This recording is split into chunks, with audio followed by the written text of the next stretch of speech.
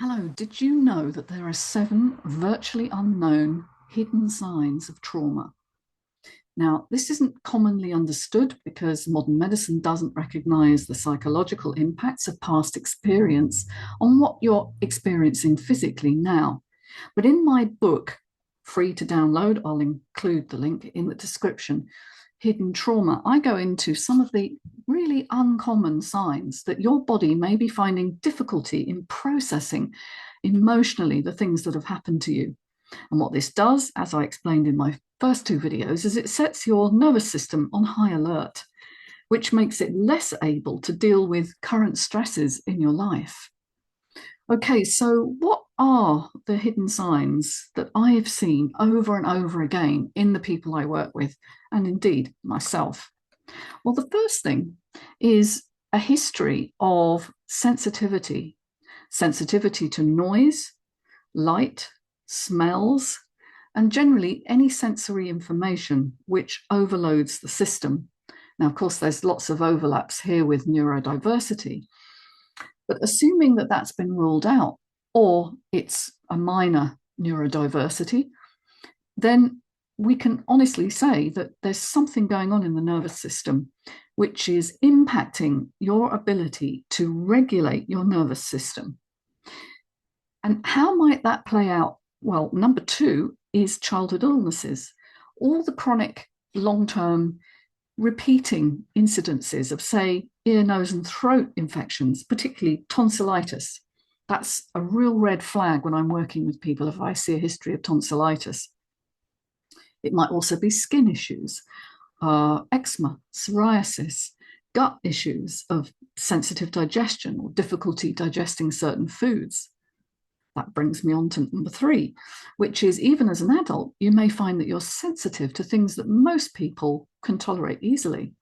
Now, if you've been struggling with your health, you may have gone and visited a nutritional therapist and you may have been diagnosed with, say, a nutritional deficiency of one or another thing, and given a whole host of supplements. This happened to me. You get given heaps, don't you? And you diligently take them as you're told to. And instead of getting better, what actually happens is you feel worse, you feel dreadful, because what's going on is your gut cannot digest the things that you're adding into your diet. And even though on paper they should be really good for you and should be helping you, because your digestion isn't working well, it takes a lot of energy to digest, and you're probably already using up most of your energy running a stress response in your nervous system. You end up being quite toxic. And so your liver is then overloaded, and that makes you feel really awful. So sensitivity to supplementation or to certain foods is another really common sign. Now, the next one may really surprise you. Number 3 is accidents, a history of having either physical accidents where you've broken bones or strained yourself, or even as you get older, you've had motor vehicle accidents, things that you can't imagine would be linked to past experience. But of course, what past experience does is it sets your brain in a sort of threat response, a forever threat response that never dampens. And so this changes your attention and your focus, and you're likely to be quite distractible, which of course is why we end up having accidents. So if that's in your history, that might also point to a problem. Now, don't forget, I've written a book if you want to know more. It's free to download. See the links in the description below. It's called Hidden Trauma. And in that, I go into much more detail. So if you want to know more, please download. And of course, don't forget to subscribe if you like this information. Now, the other thing that I found as a pattern when I'm dealing with my clients is heat stroke. Heat stroke is an overreaction of your nervous system to the fact that your blood temperature is increasing, but it may give you terrible headaches and it may even make you sick. Car sickness is another one that may be due to this heightened nervous system response as well, which leaves you very little window of tolerance for your nervous system to adapt. So you're already up here on your nervous system sort of level, and you've got very little leeway for it to be able to tolerate extra stresses in your current life. So that's another really common one. Number 5, anxiety with no overt cause. All right. Now, anxiety is the scourge of our modern day life. We've seen rates absolutely skyrocket, particularly since COVID. But just understanding that anxiety is a response of your central nervous system to some extent, and also some of the autonomic nervous system inputs in your body to a sense of impending doom or threat that it determines is going on in your environment, even when outwardly, to all intents and purposes, you are safe. So anxiety is like a misunderstanding, if you like, in your brain of what it's experiencing.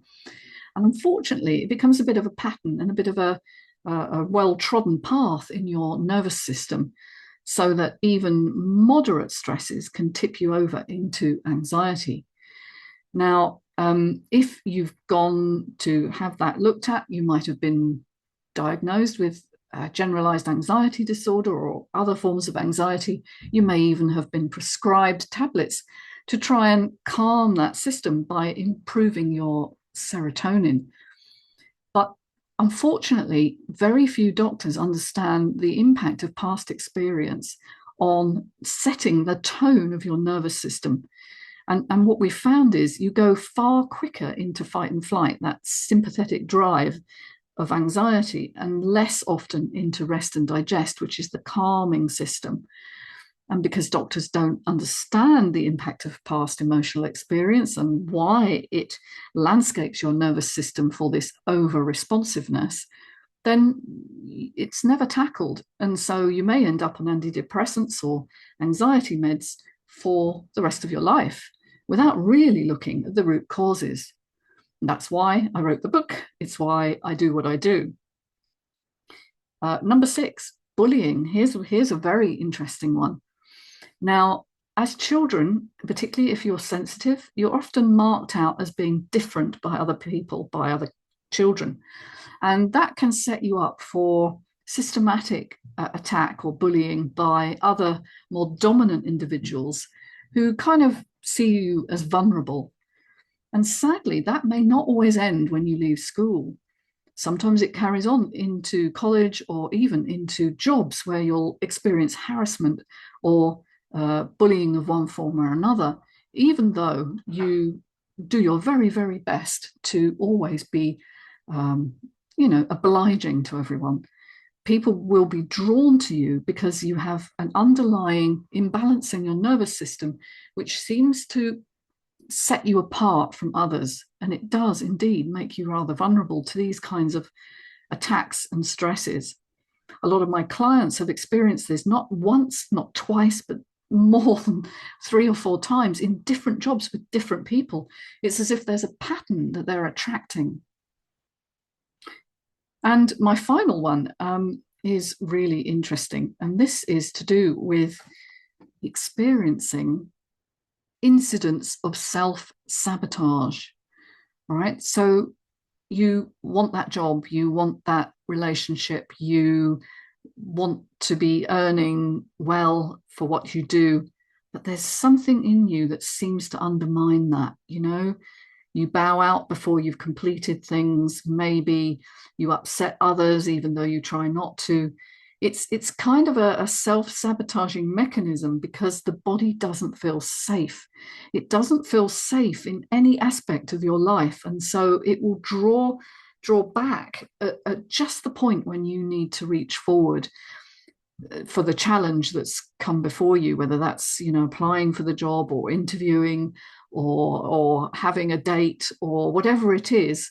The body will kind of find a way to undermine you and say, no, don't do that. It doesn't feel safe. And you'll find yourself saying and doing things which immediately draw a line across the possibility of what you're trying to do. So if any of these experiences feel familiar to you, what is the answer? Well, I go into a lot more depth in the book, Hidden Trauma.